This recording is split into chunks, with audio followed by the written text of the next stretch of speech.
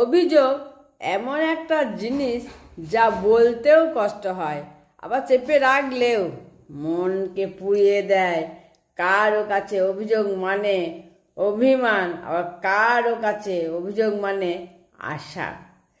যেন যে শুনবে বুঝবে আবার বদলাবে, কিন্তু অনেক সময় অভিযোগগুলো উত্তরহীন চিঠির মতো থেকে যায়, কারো দরজায় পৌঁছায়ও না। তবু মানুষের অভিযোগ থাকে, অভিযোগ করেও, কারণ ভালোবাসা থাকলেই তো অভিমান জন্ম নেয়। আর এই অভিমান থাকলেই অভিযোগও বেঁচে থাকে। যেটুকু প্রয়োজন ওইটুকুই বলা, ভালো আছি কি নেই সেই ফর্মালিটি আমার সামনে না দেখার, প্রয়োজন ফুরলে তারা হারিয়ে যায়।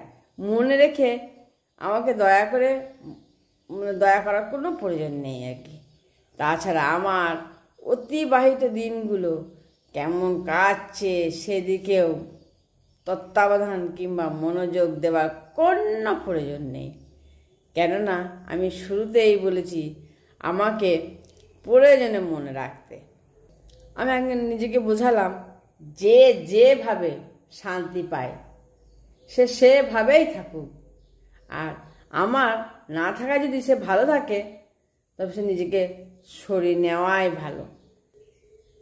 যে কি চেনা মানুষগুলো একবার অচেনা হয়ে যায়, তাদের সবচেয়ে প্রিয় মানুষের সাথে সম্পর্ক থেকে ব্লকে গিয়ে থেকে যায় আর কি, ব্লক করে দেয়।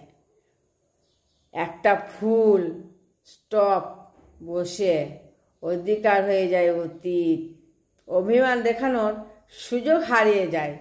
দিনে যেতে যেতে ক্রমশ অভিযোগ ফুরিয়ে যাচ্ছে, তবুও কিছু মানুষের প্রতি কিন্তু মায়া ফুরায় না।